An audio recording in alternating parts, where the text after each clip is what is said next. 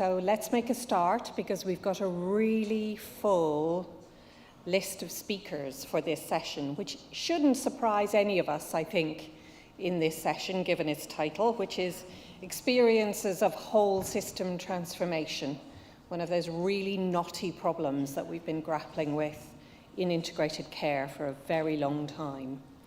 So I'm going to introduce our first presenter, who is Stephen Gibb, and Stephen's from the University of Western Scotland. He's going to talk about care as a golden thread, creating and implementing a new national outcome on care in Scotland. And just before I hand over to Stephen, just to let you know, we're going to hold questions and answers until the very end. We're going to go through each of our 6 presentations, and we're actually going to have a panel discussion with you all. So if you have any burning questions, hold on to them, and we'll come back to them at the panel at the end. Stephen, over to you.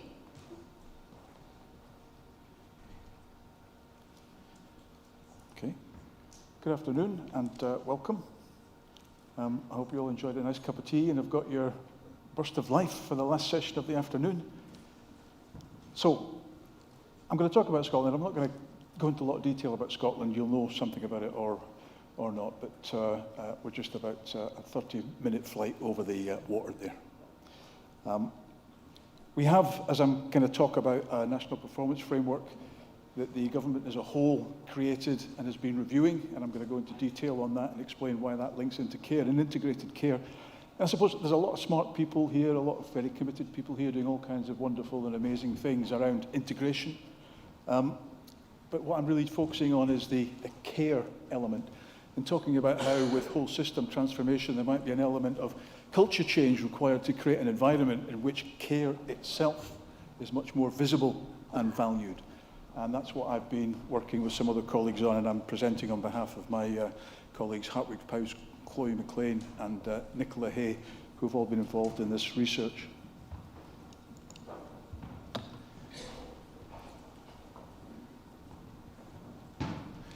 So at the moment, Scotland's had a national performance framework in place for some years, and that's broadly what it looks like. 11 outcomes in plain language, simple language, put there supposedly at the heart of government, and each of those has got a set of indicators associated with it that are publicly tracked, and you can go online and you can check, is it getting better, is it staying the same, is it getting worse? So the idea is to make it transparent and visible.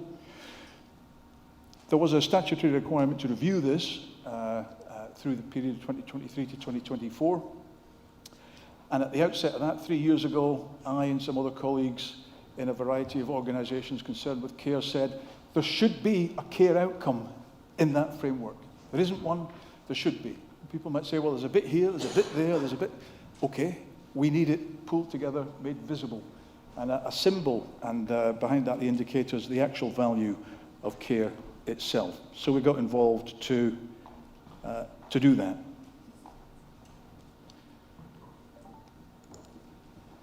Why? Because people were quite sceptical about the old national performance framework. They said it didn't really affect government policies, it didn't really affect budgets, but in the run-up to the review, there was a big debate about that needs to change. So the things that are in the national performance framework are those things which people will be required to think of as golden threads and must address, and budgets should follow that. So that whole landscape was going to become much more important. It wasn't just a bureaucratic exercise in refreshing a website. So because of that, we thought, again, that reinforces the idea that care should be there, because if it's not, then it's invisible, it's undervalued. And as I say, I'll use the word culture frequently. I think there needs to be a kind of cultural, environmental change in the long term for all the things that many people are trying to achieve with integration to work, because without that, the public don't get it and don't buy into it, politicians don't get it and won't buy into it. Things will not happen at the scale and at the speed that they need to.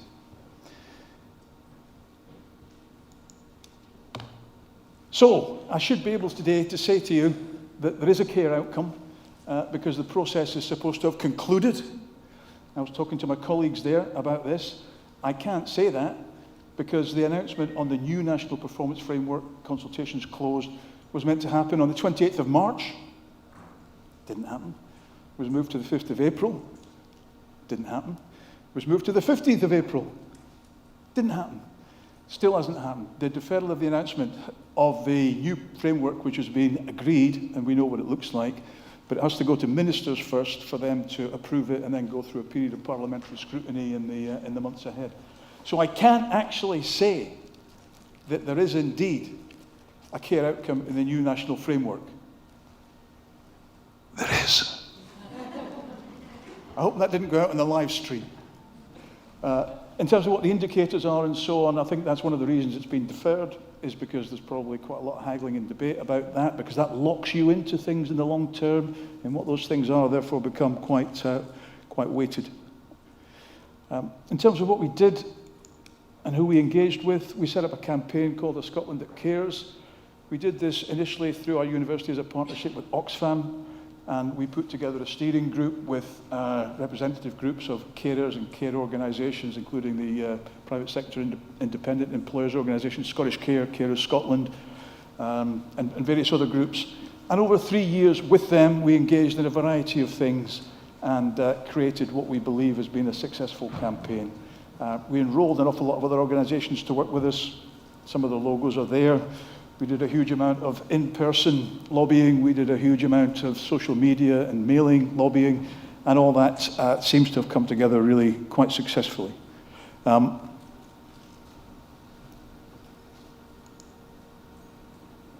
What did we do? We actually, at UWS, produced a report that underpinned the campaign. We did some research around literature, interviews with stakeholders that said this is what the outcome should read like, these are what the indicators might be, this is why we should have a care outcome. We should all have a care income, but we should definitely have a care outcome. In terms of the actual results that we got, as I say, we went through the phases of the campaign, we went through all the steps, we had loads of assets and activities, lots of advocacy hooks and outputs, lots of promotional opportunities, and it was a very positive and hopeful thing to be involved in over the last 3 years, when so many things have been the opposite. And we all know that the resource pressures and the system pressures that there are in Scotland is certainly not exempt from that. But this really felt like something that was positive and hopeful, and that was about trying to create that environment for the future, despite the challenges of the current environment. So, yeah, there should be next week, by the end of April, May, maybe. In terms of the impact that we had, we have a pending care outcome in the MPF. And as I've mentioned there, I think that's generated a lot of positive energy and hopefulness amongst a lot of stakeholders and people who were otherwise, as I say, dealing with really quite challenging times and circumstances. That's not a bad impact to have. The real impact, of course, will be once it's in, and does it change policies, does it change budgets, does it help actually move people into that environment where care, by being more visible, is more valued at the heart of government all the time, and not just when there's a bad news story and there's a crisis of some kind. The next steps then, to almost conclude, we await the official announcement, and when we do get that official announcement, we will celebrate it. We will be so happy. I'm so disappointed that I wasn't able to get drunk in Belfast with people at this conference in order to help celebrate this. That's the thing that deferring has meant most to me. Beyond that, we want to shape and decide the outcome indicators. They will be up for debate in the next 4 to 5 months. Quality of care, outcomes, paid and unpaid care work, education and professional development. Those are some of the themes that we would like to see put in there as indicators that would be visible and transparent and tracked. And follow that through on, will this revised MPF actually have the kind of impact that we want on government and policy making over the longer term. Not only that, we'll be able to share the full story once the eventual MPF is verified in academic publications and at other conferences, and learn from that and encourage others to maybe explore similar campaigns and similar thinking and similar ways of trying to create that environment and culture change. Because we looked at the Scottish context and said, care is not visible, care is not there. Once you begin to see that gap, you see it everywhere. There's a World Health Organization. There's not a World Care Organization, is there? With social care as equally prominent and valued as health. In the UN Social Special Development Goals, again, you can pick out little bits, but there's nothing that's specific. And I think, for public policy reasons, for workforce reasons, for other reasons, care must be much more visible and valued. So there's a whole journey still to go there at a much larger level. And a final point, which I'll conclude on, in the plenary yesterday, a lot of interesting things were said, which just ticked a lot of boxes for me and inspired a lot of thoughts. But one thing that was said was we need to shift from distributed leadership away from individual heroic leadership. And I absolutely agree that that's true, but they're not opposites. And one of the things that this campaign has shown me and taught me is that you need some individual heroic leaders. I'm not one of them, by the way, I'm just the academic. But there were several others in this campaign who were amazing individual, resilient, determined, committed, heroic leaders. And we need to nurture and develop those as well as our distributed leadership capacity in campaigns like that. And it's a good way of doing it. And that's me.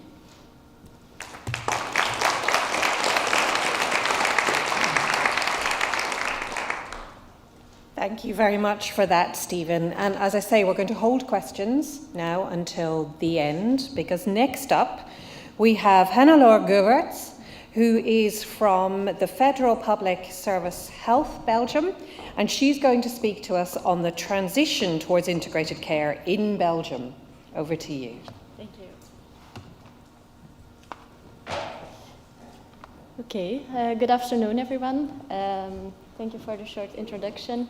I will briefly guide you towards the transition towards integrated care in Belgium and talk to you about the evolution from local regional pilot projects to a national policy plan. As a short introduction, some insights about the history of integrated care in Belgium. I think Jan de Mazeneer already gave us a very nice insights and info about the 20th century in Belgium. Here on this slide you can see some important milestones for the 21st century. So in 2008, for example, we had our first national plan with priority to chronic diseases. In 2010, we had our first pilot project for integrated elderly care, in which case management had an important place. Also in 2010, we had the start of our mental health reform. We had our first action plan for e-health in 2013. And then in 2015, we developed a joint plan for chronic patients. And this plan I would like to discuss a bit more into detail with you. So the joint plan for chronic patients was the first basis of collaboration between regions, communities, and the federal government for integrated care in Belgium. Because as you might know, we're a very small country, but we do have 8 ministers for health, so you really need to make good agreements and structure collaboration. And the mission of this plan was to obtain a better quality of life of the population, especially for persons suffering from one or more chronic diseases. This plan consisted of 4 action lines to support the development of integrated care, and the most important action line was the creation of 12 pilot projects for integrated care that started in 2016, and they were created to really experiment with integrated care initiatives and collaboration at meso level. In 2023-2024, they turned into partnerships, integrated care, and I will tell something about it later. So the pilots had their executive phase from 2018 to 2022, so a period of 5 years. And as I said, they were testing actions for integrated care in a number of regions in Belgium. So on the right side of the slide, you can see the repetition of the different projects. And each project covered a region from 100,000 to 300,000 inhabitants. And they were all supported by a network of actors from different sectors, including primary care, hospitals, patient organizations, etc. And some projects created their own legal entity. Others, they were attached to existing legal entities like hospitals or other organizations for healthcare. And their common goal was to contribute to quintuple aim. If we have a look at the initiatives they took during those 5 years, we saw that they really created a large connection between health and well-being partners in their regions. One of the projects invested also in primary care neighborhood teams, and this project was also selected by IFIC as a case study for the connection between between primary care and secondary care. They also had a lot of initiatives for informal carers, like boot camps, courses to inform them and to support them in their task. There were a lot of initiatives around case management and care coordination, also around transmural care and goal-oriented care.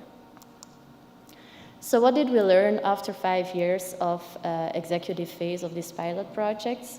Multiple initiatives for evaluation were taken before, during, and after this executive phase. And for process evaluation, we used annual reports. So each of the 12 projects made an annual report where they reported about their lesson they have learned, for example, their communication plans, their strategies, their use of resources, etc. They also registered their included chronic patients in their projects in a digital tool. And we also organized monthly intervision moments with the coordinators of the project to exchange about obstacles, difficult subjects, to facilitate the exchange and to find solutions. They also had a self-evaluation approach, but it was a bit different for each project. And there were some initiatives for outcome evaluation for the projects. There was, for example, an evaluation of quality indicators like readmissions in hospitals, polypharmacy, or readmissions to the emergency department. But it's really hard to make hard conclusions because we had a lot of heterogeneity between the activities of the projects. Sometimes there were small sample sizes in their activities, or it was a short time frame for the execution of the activities. There was also a lack of baseline data. There was no 0.0 measurements, and we also had the complexity of the quintable aim evaluation due to external factors, for example, the COVID crisis. Although we lack the hard evidence for these pilot projects, we are really convinced that these projects had an added value for integrated care in Belgium. On one hand, we really see them as having a key role at meso level. And on the right side of this slide, you can see that in Belgium, we already have a lot of structures, a lot of territorial approaches like hospital networks, mental health networks, primary care zones, etc. And they all have different boundaries.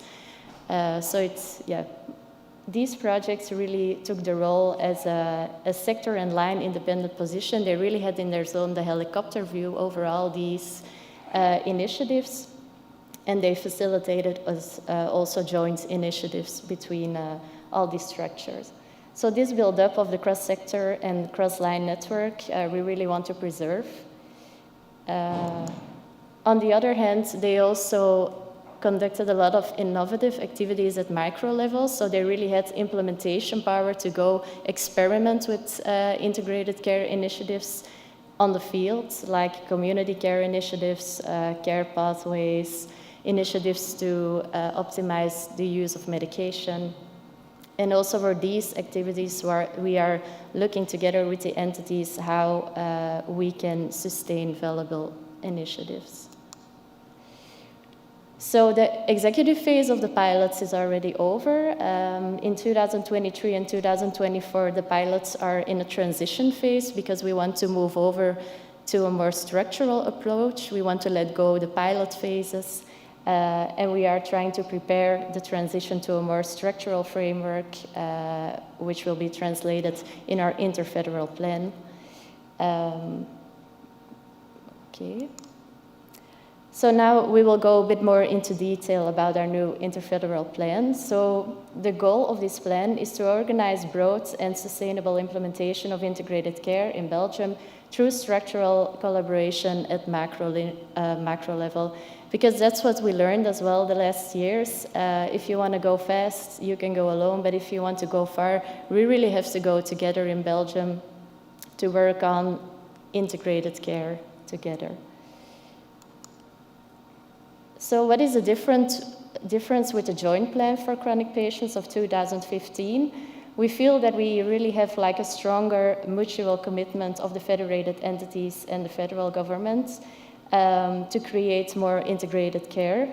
We also created a shared legal framework with 8 agreements we share, always in close correlation with the responsible meso level of each entity. So each entity in Belgium identified a responsible or reference meso level for integrated care. This plan will also be aimed at the entire population instead of only to chronic patients, but there will be specific initiatives for certain priority target groups. And in this plan, we will try to connect health and well-being sector through common interfederal programs for integrated care in whole Belgium. And these will be co-financed by the federal government and the federated entities. And the co-financings will be used for initiatives for coordinated care and, on the other hand, the organization of integrated care at meso level. And yeah, we will try where possible to base us on the good practices from the initiative existing before. Before going to the next steps for 2024, this is something we want to share with you. So we had a lot of stakeholder discussions already in the process to come to our interfederal plan for integrated care. And in these discussions, we actually came to 10 missions of integration management, or 10 missions you need at meso level to implement integrated care, or 10 missions that are crucial for the implementation of integrated care. So you can see it as a temple. And on top, you have a roof of population health management that is really steering down for the other pillars and components. On the base, we have change management and innovation management that will be needed to create or facilitate the pillars that are in between. Yeah, I think I can read them all, but I don't know if we have time for that. So I will go to the next slide. So what are our next steps for 2024? We will work further on our interfederal governance model for the implementation of this interfederal plan. And we will be developing 3 interfederal programs for the following target groups. So the first target group is perinatal care, or the first 1,000 days in life, because we also know that these periods in life really determines the days that come after. So it's very important to well organize these first 1,000 days. Vulnerable persons and obesity in children and adolescents. And then last but not least, we will also enhance the assigned meso levels by the different entities following the 10 integration management missions and taking into account the good practices of our current initiatives. So this was our presentation. Thanks a lot for your attention and to be present here. Thank you.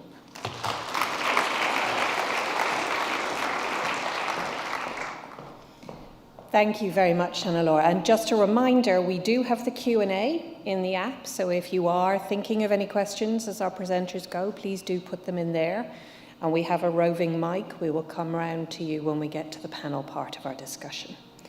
Okay, next up we have Vicky Serra-Sutton, who is from the Agency for Healthcare Quality and Assessment in Catalonia, and she's going to speak to us on advancing in the identification and assessment of integrated social and healthcare experiences in Catalonia. So thank you very much. This is the first time we will be presenting these results external from the research team, so I'll be presenting it's a very good challenge for us, an opportunity. I don't know if you've ever been to Catalonia. Barcelona, you know. So today is a festivity, it's Sant Jordi, and everybody in Barcelona is in the street sharing books and roses.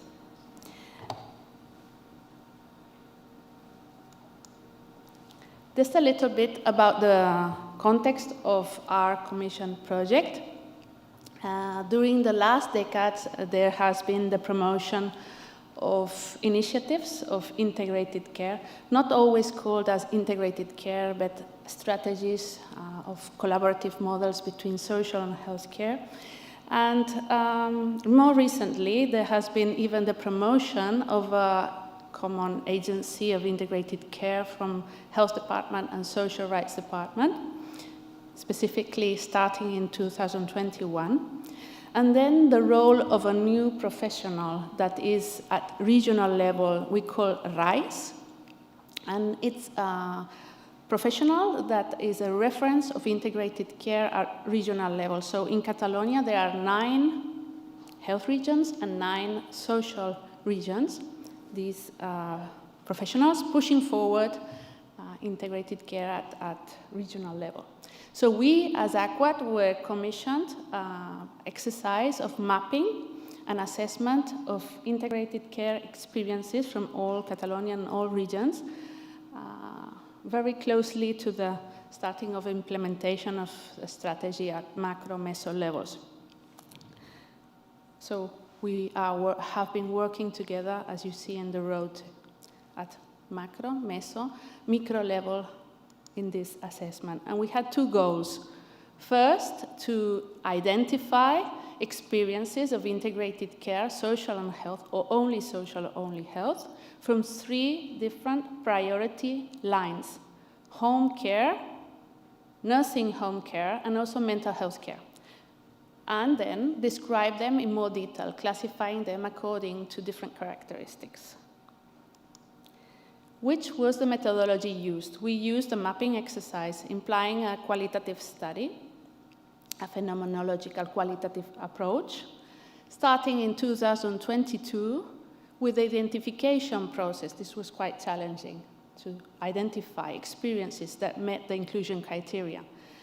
Described them very basically, and then when we identified that they were active, we did another in-depth interview using questionnaires, checklists to understand their maturity, and additional information. In fact, we've only finished our fieldwork interviewing the different experiences.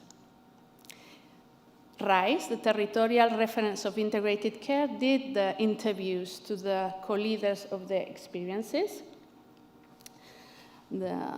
Once the active experiences were identified and we assured that they were integrated active, they carried out this interview. We coordinated from AQuAS the fieldwork and also carried out an independent basic descriptive and also content analysis. An important thing is the inclusion criteria. Why? Because we wanted to include and be exhaustive in identifying experiences in these 3 levels, or 3 priority lines, where also the technologies, communication technologies were cross-sectional. And we wanted experiences that were from at different levels of deployment, from basic identification needs to more advanced, even evaluated experiences. And also, and this is an important point, the criteria, a common criteria to consider an experience being integrated, shared a model of care, involvement of at least 2 services of the health sector or health and social, and coordination among professionals in the same model of care. So some very descriptive results. We identify 144 experiences, and from these we could see that according to these criteria, they were active, 82 were active, and 62 were willing to have an in-depth interview and a collection of information, mainly from home care and nursing home care. In this figure, there are the 62 experiences classified according to the level of deployment level and also the perceived level of integration. This classification was in the semi-structured questionnaires, but it's a perception of the experiences of the level of deployment and integration. And as you can see, most of these experiences were classified as a moderate or advanced level of deployment with some heterogeneity, because some are behaving more as a lower, or perceiving they have a lower level of integration, or even higher, behaving as more advanced experiences. In this other table, some results comparing this deployment level with the availability of management or implementation tools. And as you can see, more or less 50% of experiences have an agreement or institutional agreement to work together, and even less have, for example, functional plans or shared information systems, application of ICT, or experience being assessed. There's a little about the population being attended, this descriptive. In the case of home care experiences, most were attending older people and adult, also of course nursing homes as we expected. And in the case of the experiences in the priority line of mental health, mostly were addressed to adults and teenagers. And the final result, that is, we classified the goals of the experiences and the expected results. We asked them, each experience, to express what they were expecting as consequences of implementing their model. And we classified this information in 8 big groups. This is very preliminary. Just to note, this point 6, the promotion of empowerment and autonomy of people, as I think the basic goal to keep people at home. This is the experiences addressed only to home care as a priority line, to keep people at home as long as possible. As conclusions and key learnings, to our understanding, this is the widest mapping exercises in the context of Catalan health and social system. Mostly are in the home care and nursing home care strategic lines. Most of these are horizontal, meaning from 62, approximately 80% are horizontal, including social services and health services, are in the moderate level of deployment, but curiously, low have functional plan or shares information system, or even they haven't had a formal assessment of these experiences to improve.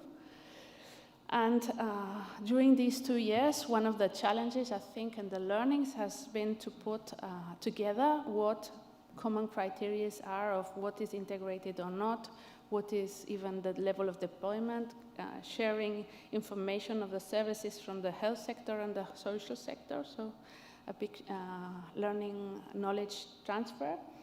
And then there are still challenges to classify them according to the maturity, in which real level of deployment they are, which are the needs, and how they can evolve as best practices, and the criteria to consider them best practices. So as a colleague from Belgium, I also reinforce this sentence as a process. As a journey, it has been a very collaborative experience. So thank you very much for the opportunity to share the results.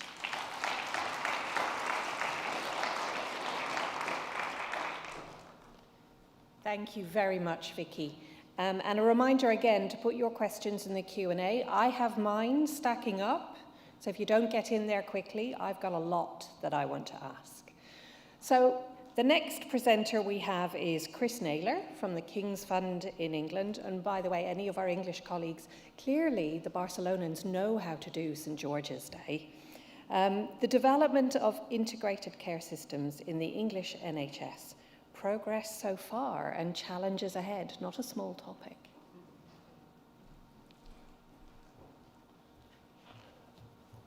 One second.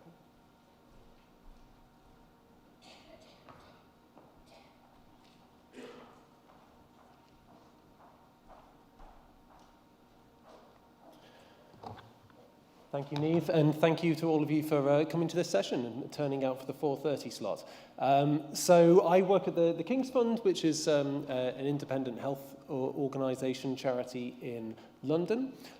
We've been quite closely involved with the development of integrated care in England over the last 15 years or so. My role in the King's Fund is to lead some of the research and policy work that we do around integrated care. And I'm going to be talking today about the development of integrated care systems in England, what we've learned through our research on ICSs, and to give a bit of an assessment about how it's going so far. And if I give you the sort of main conclusion from this presentation first, I think there's some really fantastic work going on in ICSs in England at the moment, and I'll share some of that with you. But I also think there's a real risk that these reforms don't deliver what they were designed to deliver, in large part because of the very difficult context that we're all working in at the moment, and the way that those pressures are driving behaviours at all levels in the system. So I think we're at a point where we need to work really hard in England to make sure that we keep these reforms on track. So, integrated care systems are partnerships which bring together all of the organisations you can see on this slide. So it brings together commissioners, purchasers of care with the providers of care. They bring together NHS organisations with local government and with voluntary sector organisations and other partners. And they bring together all sectors of the health system, really. So hospital care, primary care, community care, mental health care, and so on, social care.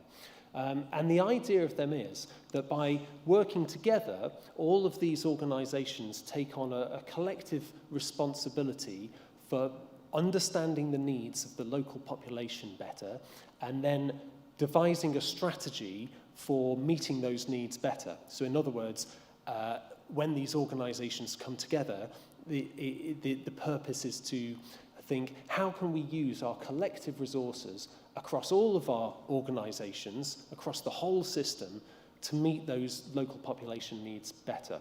Now, we've had ICSs in England in some form or another for almost 10 years now, but for most of that time, they were informal partnerships.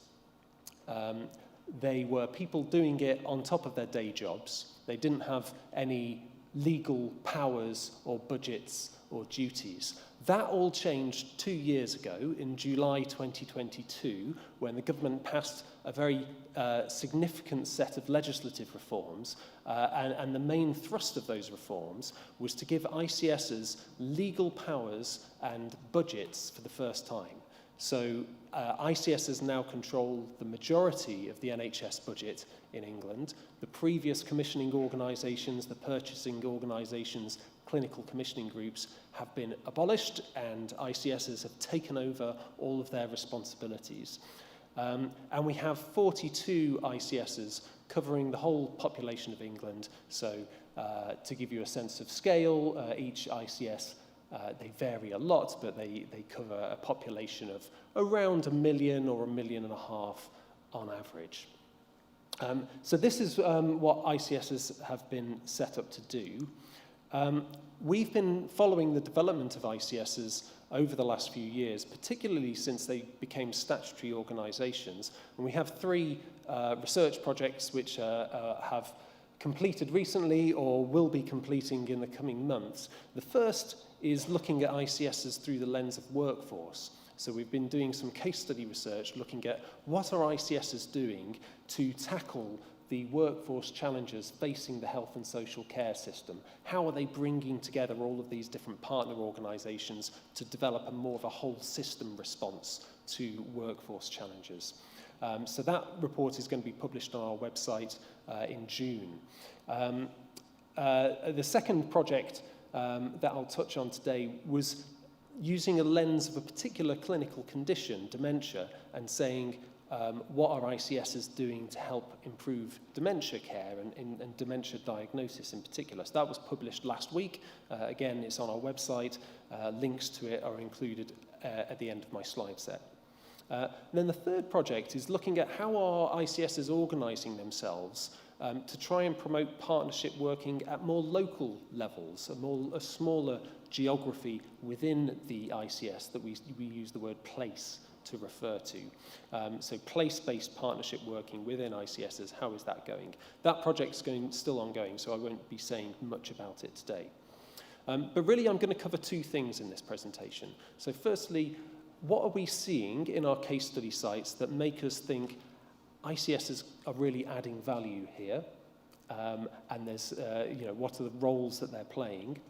And then secondly, what are the things that we're hearing in those case study sites that are holding them back? And in particular, what are the things that national organisations could be doing to create an environment that's more conducive to their success?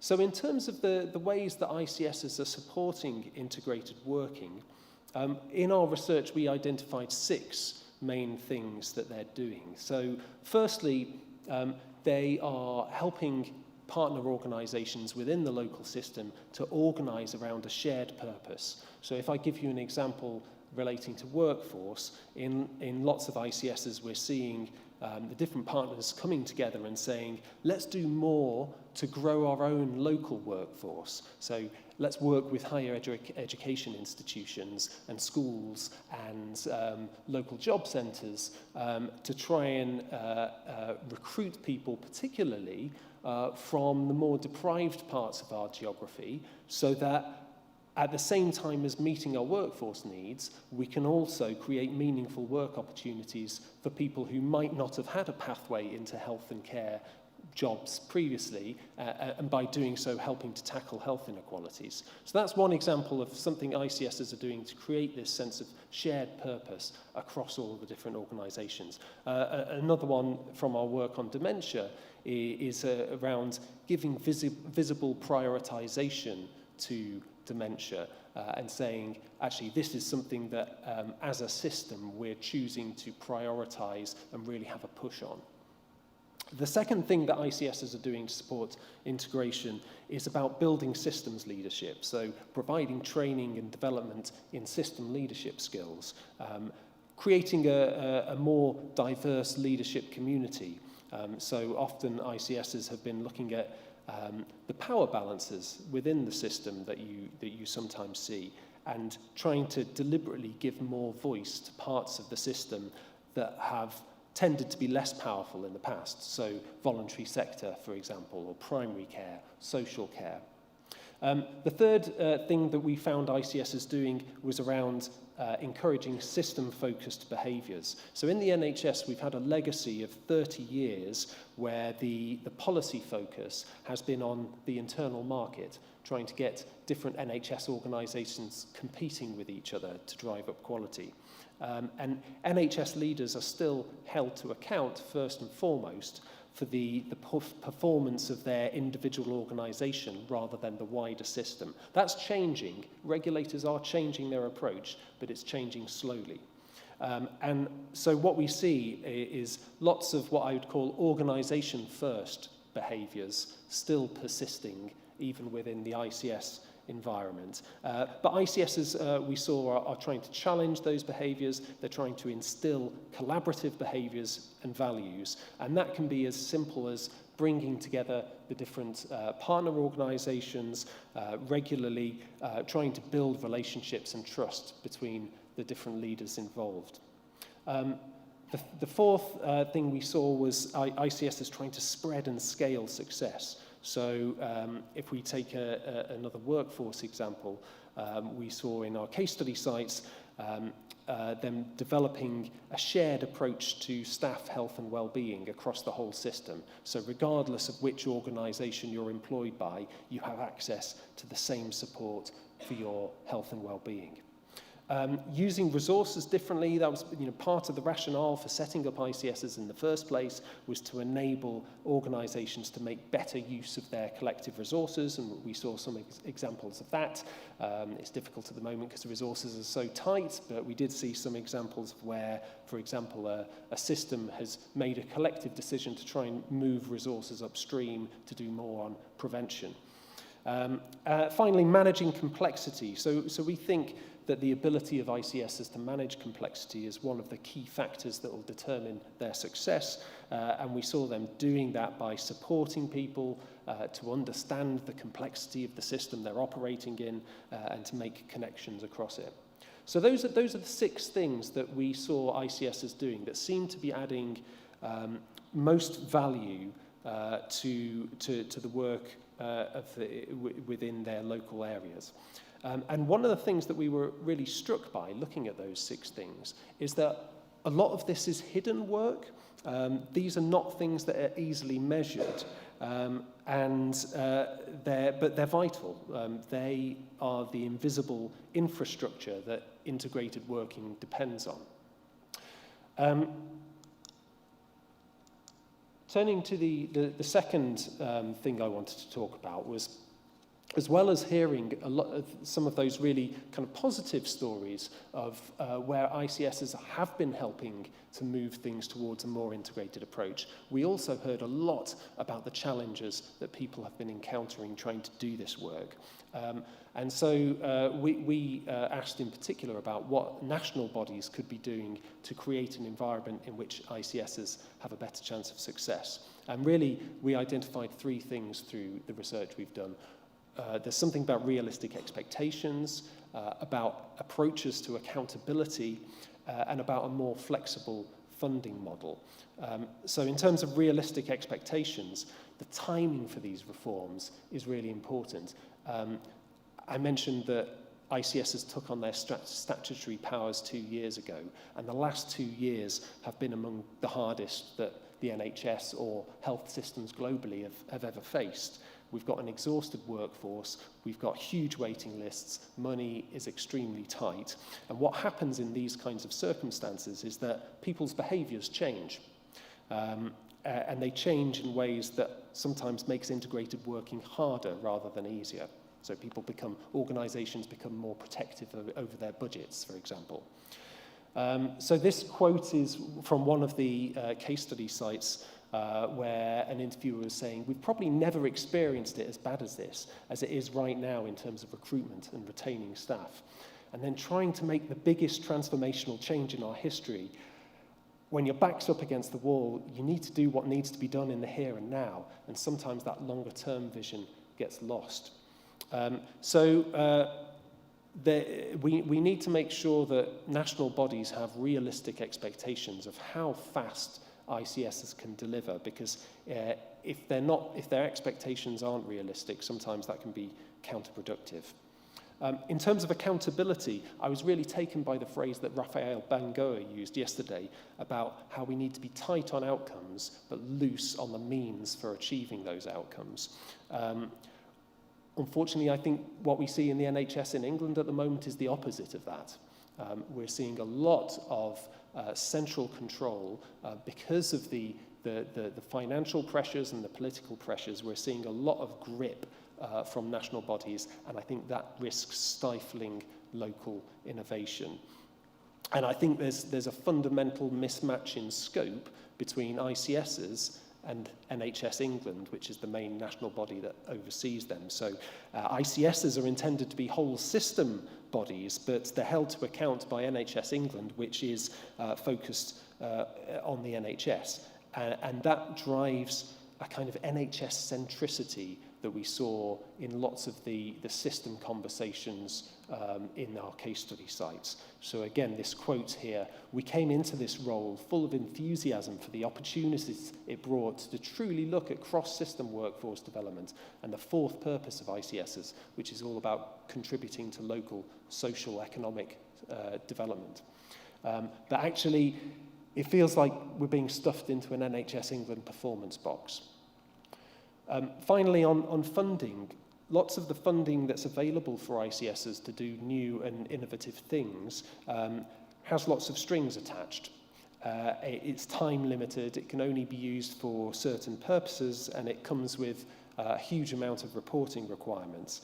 And so what we heard from our case study sites was that they could be having much more impact from the same amount of money if they had greater freedom over how to use it. I'm just going to conclude with a few final reflections then on progress that ICSs are making so far. I don't want to be too downbeat. I think progress really is being made. There are examples of organisations coming together and working together more closely through ICSs, but it is slow and it's hard work and it's not linear and it's patchy across the country. This point that I made at the start, that the political and economic context risks derailing the original purpose of ICSs, and I think part of that is because of behaviours of leaders. I think will be the thing that makes or breaks ICSs, and some of the behaviours that we see at the moment are unfortunately reinforcing the primacy of national priorities over local priorities, and of NHS targets over wider system goals, and of clinical care over population health. I made this point about how some of the work that ICSs is doing is hidden and invisible. So when people ask what I think of as being the Monty Python question, which is what have ICSs ever done for us, it's important to remember that a lot of what they're doing is under the surface, but that doesn't mean it's not valuable.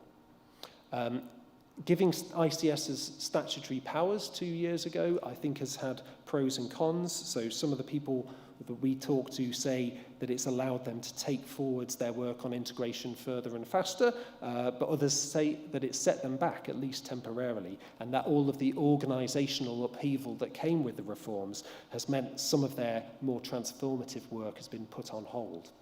One of the tensions that we see system leaders grappling with is this ambiguity in the role of the integrated care boards that sit at the heart of ICSs. So they have a dual role, both as a facilitator, a convener of the system, but also as a performance manager of some of the organisations within the system. I think that balancing that dual role is proving really challenging for leaders to balance, and I think that needs some more thought from policymakers. And then finally, it's been a tough few years, hasn't it? And unfortunately, the next few years don't look particularly cheery either. Certainly, in terms of the money, that's not going to improve significantly over the next few years. So I think we have to hope that those pressures create a burning platform for change rather than just burning the whole thing down. Thank you very much.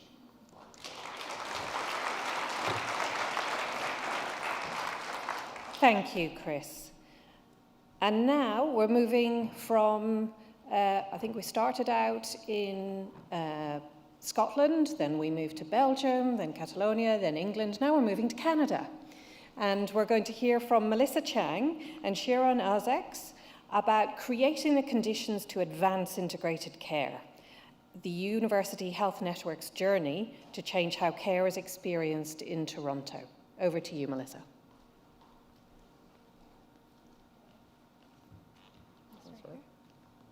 Thank you. We're going to do this jointly. Thank you, everyone, for being here for the last session of the day. Appreciate the time. I think hopefully you'll see a really nice complement between the presentations. There's a lot of overlap for sure in what we'll be talking about. We are going to focus a little bit more on the how and the impact that we've started to see in the doing and what that's meant for systems change overall in terms of an experience. So I will turn to you. Great. I didn't do introductions. I think Neem did them for us, so I think we're okay. Okay. Plus, our pictures are nice and big on the screen. So again, welcome. Thanks for coming to the last session, and also a warm welcome to everyone on the live stream, especially our teams back in Toronto who've joined the live stream and are participating and have supported all this great work. As Melissa mentioned, we're going to pack 15 years into 10 minutes, so buckle up. It's going to be light and tight, and we're going to have lots of information to share after. Melissa, do you have the coaster? We have connected care coasters with our information, so we'd love to connect with you after the session, at the dinner, or after the conference, and share more about our journey if it's helpful, and also we're hoping to learn more as well, and that's why we're here today. So a bit of context around Toronto, and I know there's a ton of Canadians here at the conference, so I'm sure if you're not from Canada, you're learning lots of interesting facts about the place we call home. I thought I would add to your fun facts of Canada and a fun fact about Toronto. Oops, I don't think it's on here. But Toronto has the only castle in North America. Is that a new fact for everyone? Yes. Also, Toronto is made up of about 6.7 million people. It is the most diverse city, I would say, across the world. When we look at some metrics such as percentage of immigrants in our population, Toronto in 2021 is at 47%. So that puts us ahead of London and Singapore and New York City as well. When you look at our population and our urban density, we're facing the same challenges and constraints that many other cities and countries are facing. We've highlighted some of those facts here. We have a population that's increasingly aging. By 2031, 1 in 5 residents will be over 85. We're having our residents live longer with much more complex and chronic disease. We're also seeing a decrease in social connections, and you'll see that we're at 59% in terms of the metric of where people say they have someone to depend on. And we're also seeing, like other big cities, a crisis in affordability of housing. What underpins all of this for us is the lens of equity. We know that health and social care must meet people where they're at. And when I look around the room at my colleagues from UHN and across the city and the province, we're all very focused on that equity lens in terms of putting in access and outcomes that can support in partnership with the community. And that's a key focus for us as we go forward. What we've also realized in our time working at UHN as a multi-hospital quaternary network is that what happens in our hospital is a direct reflection of what happens in our community.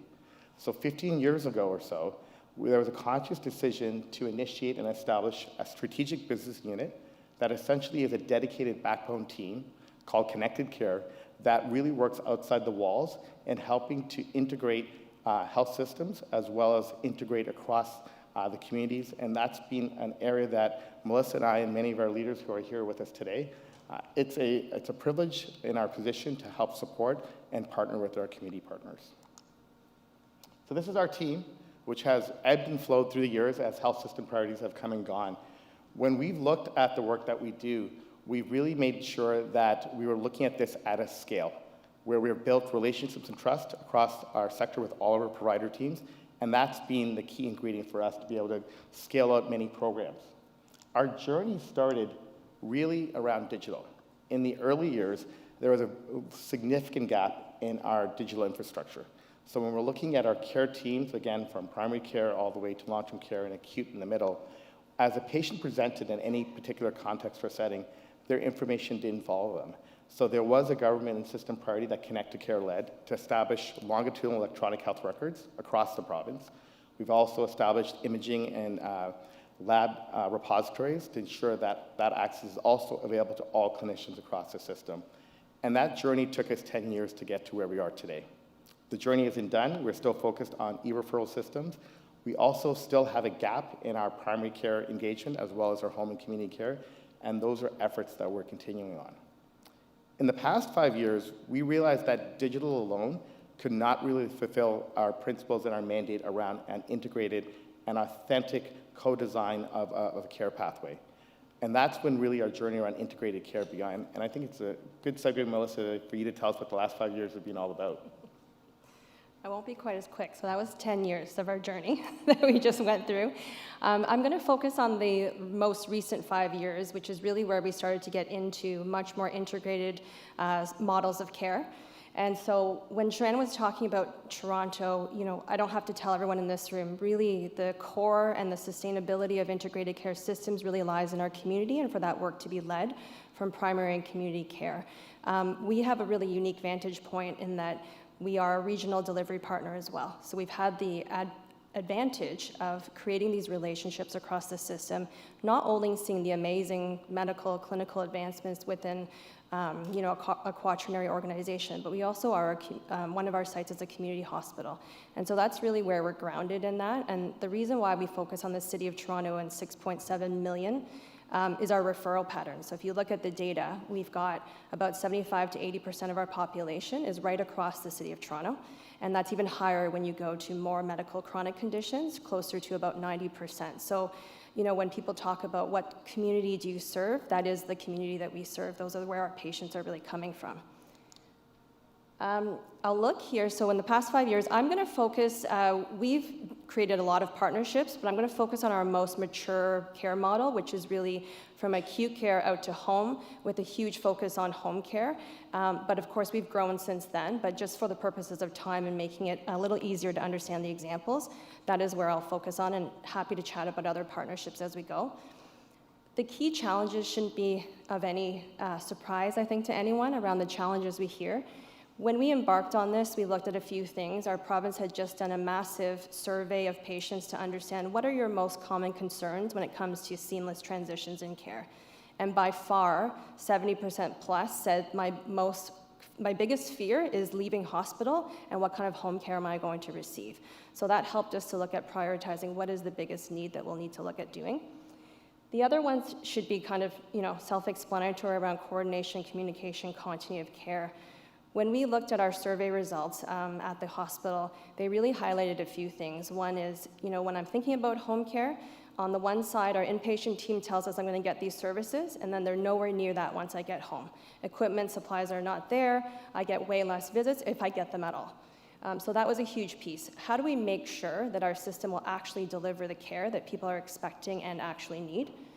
The other is, from our care provider's perspective. How do we shift it from being a task-based, I'm going to show up and help with this wound, to actually holistic care where someone can be there and see them in the home every single day to see the kind of changes that are happening over a period of time. And so that was the second piece. And then the other will come to the flexible, personalized care. And I really, Chris, from what you were saying, that flexible funding is really critical for us on system-level change. So those are the key challenges we started to look at. On this other side is aspirational goals. So every pathway, every partner that we work with has to commit to these goals.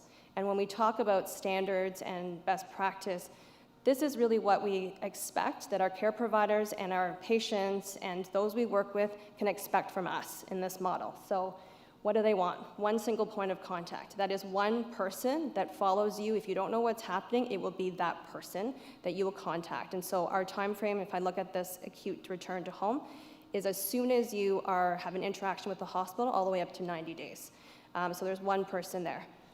I want to know who to call. I want 24/7, and I want a live person answering it. So there's always somebody on the call that's an in-person, answers the call, and if we need to go to a clinical support, there is nursing on call there. So every person gets a 24/7 phone line. We sometimes get calls in the hospital where people don't know who to contact. Like, I'm here right now. I don't actually know who I'm talking to, which is quite sad, but you can see how that might help in terms of anxiety. Some of these are aspirational. We all commit to response within less than 30 minutes, whether that's a patient calling into the line or a care provider in the home calling for a specialist. So that is our goal. This will be one of the things that our clinicians tell us, you are crazy and it's going to take us years and years, but we've all committed. They've actually signed with us to say we will continue to do this work until we get there. And then the last few are, clear action plans and escalation paths, so not having to wait for medical directives if they should exist already. Direct care or admission, so that is no using of the ED unnecessarily. So of course there are reasons why people will need to go to ED, but how can we look at when someone leaves, avoiding that, going back to overburden, increase the wait time. So things like opening up outpatient care, really direct clinic pieces, and that piece has actually been one of the easiest pieces to do because people are quite open to saying, some clinics will say, I'll open up a couple extra hours in the morning for integrated care patients, or extend, or we'll prioritize those people coming in so they don't have to be readmitted. I better speed it up. I'll spend a little bit of time here. So when we talk about the system-wide integration, just very high level for time's sake, I didn't include a whole pathway. But essentially, as upfront as we can go in the pathway, some of them are originating from the hospital. So it could be at an emergency visit, it could be at a decision to operate. It could also be in the community where we're making sure somebody wants to stay at home, but maybe they feel like they're at risk for a fall. We start right up there. So that's when you get introduced to your person. That's also when you get introduced to the 24 phone line. So we can do things like look at prehabilitation, a lot more prevention and promotion activities. And then we follow the person all the way through up to 90 days. That's up to, we don't keep everybody necessarily for that. There are also cases where we have to make the call on whether or not that person would better benefit by being at home, and we extend the services for longer, or they need to kind of re-enroll into a different kind of stream. So one team up top, I won't spend as much time on all of them. I think some of the other presentations did a really good job on a few key pieces, but the one team is critical. So we have this one contact who's the navigator coordinator that's prime. They are a designated medical professional, so it depends on the pathway. Some may need more nursing, some may need more physiotherapy to support the pathway. But that is one person that is embedded with, in this case, the inpatient team. So they get to know the team. The team really is very confident that they know what happens from specialty care. And they are the link also with our home and community team. The co-design that happens is really the magic and the beauty of this, because rather than us saying, you have a single point of contact, I'll be the coordinator between the two, the teams actually come together to create the pathway. So we actually walk through what happens in home or in the community. How can we do it differently? Does it have to be that person here? That's where we really start to see, from a capacity creation level, we can have people be in hospital for less time.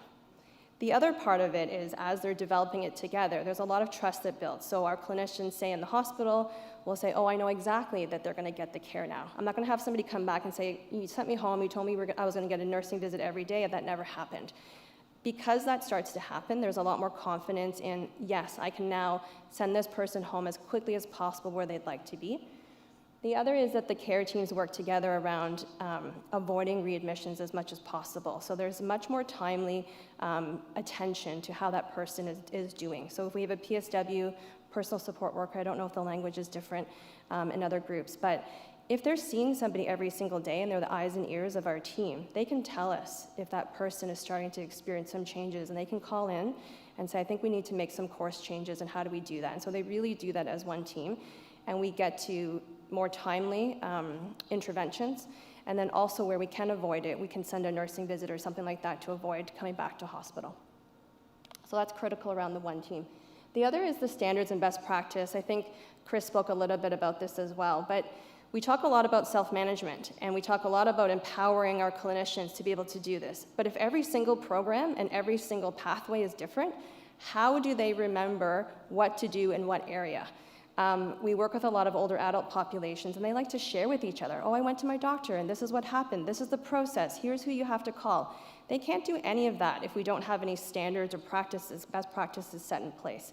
So that's a really big piece that we look at. Everyone across the city that we serve gets the same kind of experience. Transforming home care, as I said, that was the biggest fear for everybody, is around home care. How that's set out is very different. At the time when we started this, there's a lot more cluster kind of care happening now. But at the time when we started, it was very much task-oriented. You put out a service for a call, somebody picked it up, and they went to do the visit. This is a dedicated team that is trained by the UHN staff, and they work with us to create that. And they teach us, too, about, actually, that you don't need to do that in a hospital. We can do that very well in the community. So there's been a lot of going back and forth and learning with the team. But they're trained, they're dedicated. Because of the size of our organization, so this is where we fully recognize we have a lot of privilege and position in the system, the volumes that we have were able to help us prove this model out. So for those of you that are struggling and you're smaller, find a buddy who might be able to help you combine some of these volumes, because we had enough volume to then prove out a salaried model and do this at scale so that we could help push and disrupt the system so that others could see this is actually possible if we really banded together. So that was a huge part of the transforming home care piece. Just checking time, how are we doing? Digital as an enabler, I'll just put a little pitch. One of my colleagues, Alexis here, is going to be doing a presentation on our integrated care digital strategy tomorrow morning. We'll talk a lot more about it there, but digital has to be the foundation. And when we talk about the future, we can't scale beyond what we have right now without embedding digital. And it is very difficult for organizations to go out and start doing their own procurements, creating their own systems, and doing the training around health, digital literacy at the same time. So is there a way we can do this better as a team and come together on some shared systems and some shared practices? And the last one is integrated funding. This is what really gives us the flexibility. So combining what we have in acute care and in home and community care, and having one person, well, one team oversee the bundle, so that we can say, you know, Neem needs a scale, but she can't afford the scale, so why can't we give her the scale so she can share with us the weight so we can prevent an exacerbation moving forward. Stephen needs 2 visits, but Yinka only needs 1. Why can't we look at reviewing them to assess and reestablish and repersonalize? So that's really how we're using that one fund, and that is really pushing the way things are being funded moving forward. Okay, the next 2 are going to be really quick, so hang in there. So our 5-year journey, just to explain, time is really, really critical for us. So we are seeing this in 5-year increments. It took us 5 years to build the digital health record. It took us 5 years to start improving it. It's taken us 5 years to do this portion. So we started in thoracic surgery, Willing Coalition, lots of best practice there. We then all went through the pandemic collectively. We tried as much as possible to go through other pathways as we went through. So that's what we started. It wasn't perfect. Home care was not able to keep up at the time, but we continued and really worked through those pieces. And last year, we did 15 pathways. So when we talk about kind of going slow to go fast, it does take the relationships to build. You can go quickly once those pieces are done. But so this is where we're at in this acute return to home program. We will be enrolling about 4,000 patients annually. The satisfaction rate is about close to 92% from our patients. We are working on our care providers, but have heard lots of positive feedback there. And then finally, the last piece, these are very conservative, but every pathway that we go live in, the target is decreasing a 1-day length of stay and decreasing at least 5% readmissions and ED visits. I know you're going to kick me off. This will be in there. These are our tiers as we look at expanding, and then where we're headed. So a lot of scaled spread. A lot of it is going to be focused on advancing higher acuity care in the home, but we are also building out our pathways that start in the community so that we can prevent need for hospital moving forward.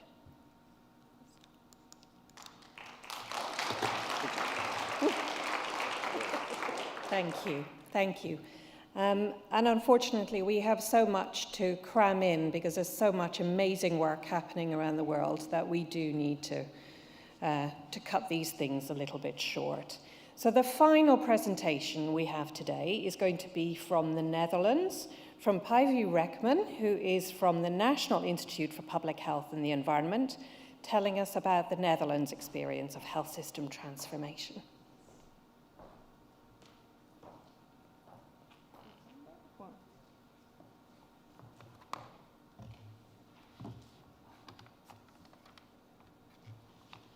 Yes, there it is. Well, hello everyone. Thank you for the introduction.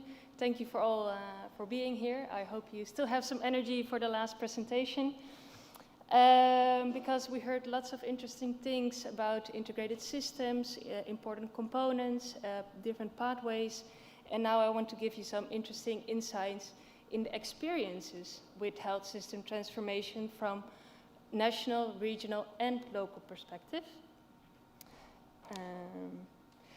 Just some short background, not as complete as the Belgian one you just saw, but as we know, it's a very long, ongoing process to transform health systems.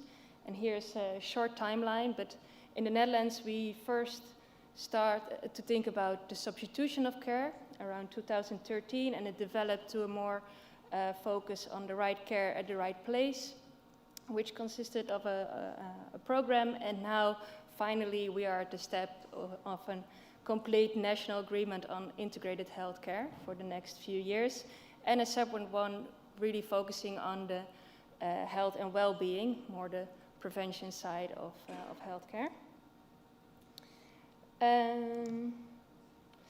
We all know to guarantee a health system that is accessible for all, has high standard quality of care, and doesn't stretch the limits of financial budgets, it's important to work together. And we found that it's very interesting and important to look at cross-sector collaboration initiatives or networks. So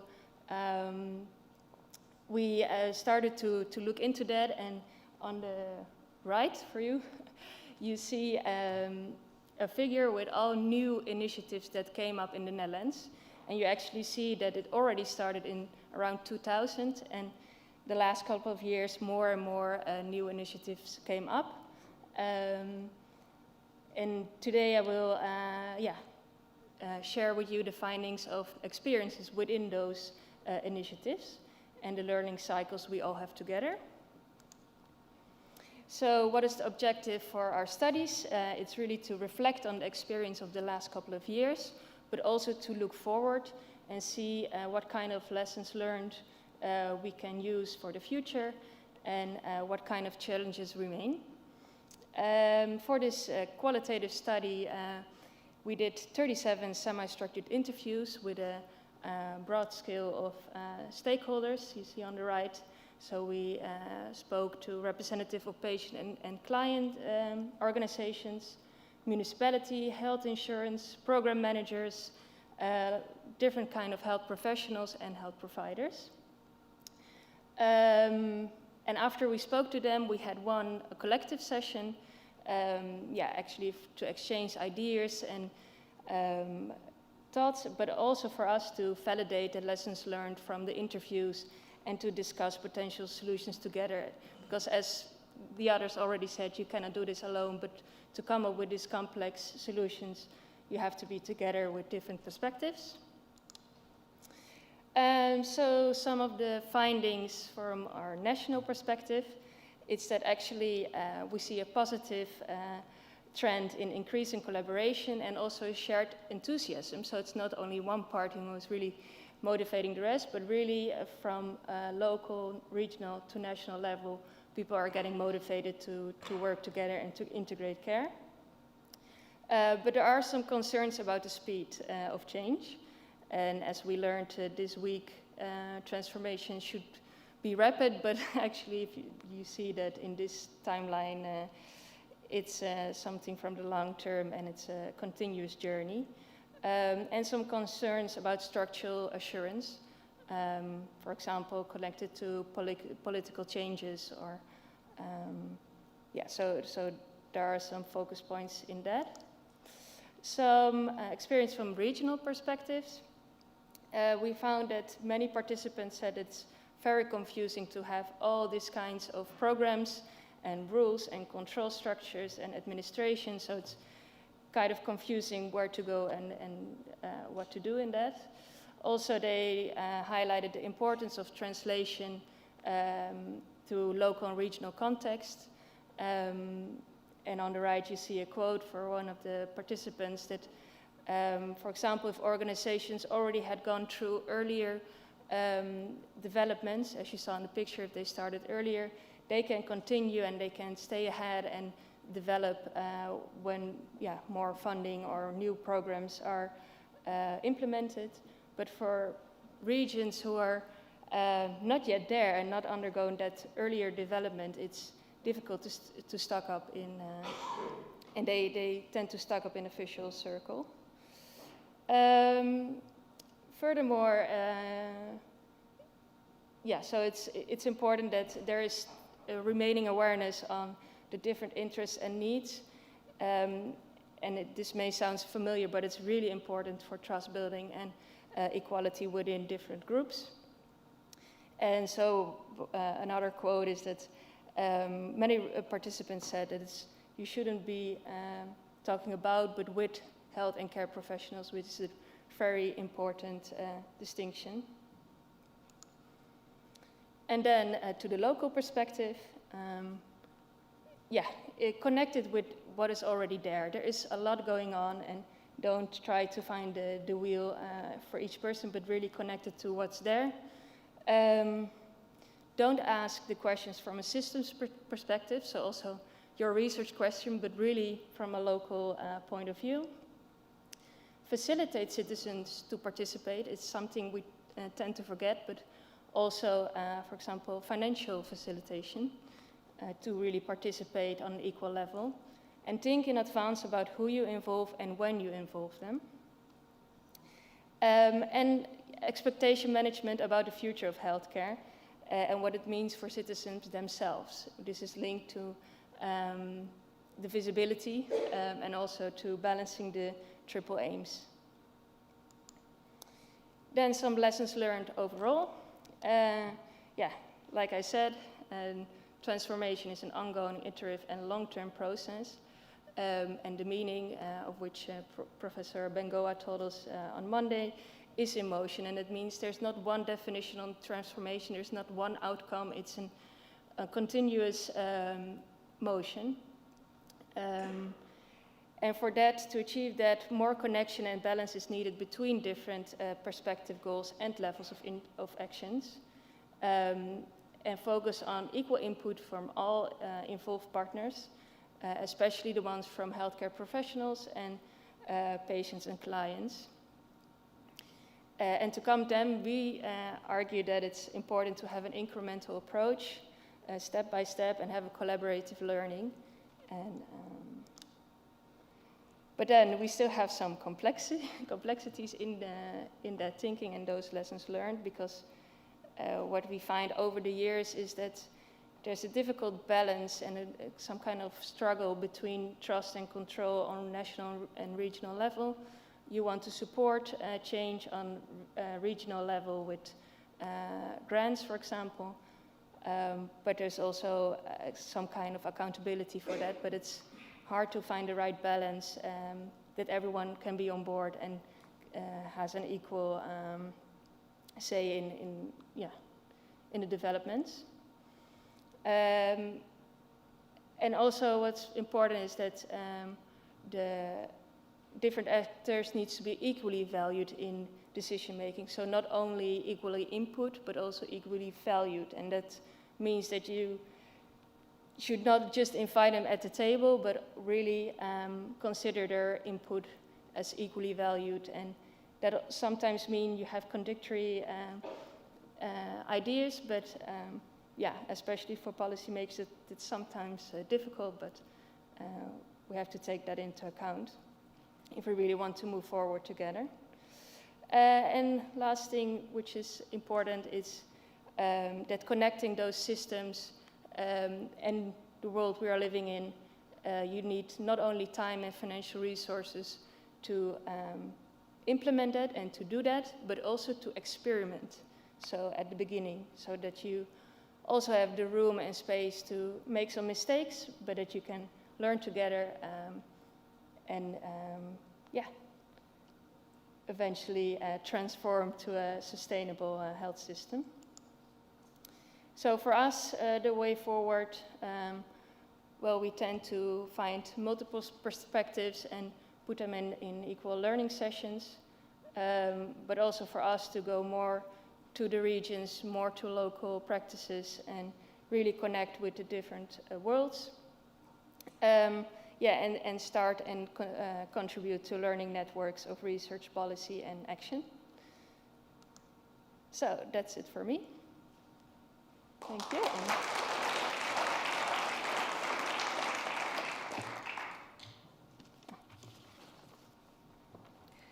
Thank you very much for that. And an excellent exhortation to take the leap there at the end. Unfortunately, I don't think we're going to have time for a panel discussion because it is the end of the day and I think we're all rather tired. I'm just going to very quickly reflect on some of the key themes that I think came through all 6 of the presentations that we had this afternoon. So I think we heard both frustration and optimism from Stephen, particularly in relation to the wheels of decision-making, which we all know, and I think that came through in each and every one of those presentations in terms of being patient, taking it slow, recognizing that sometimes slow gets there, whereas fast doesn't. What I heard from Belgium was also around that journey, taking that journey step by step and taking everybody with you.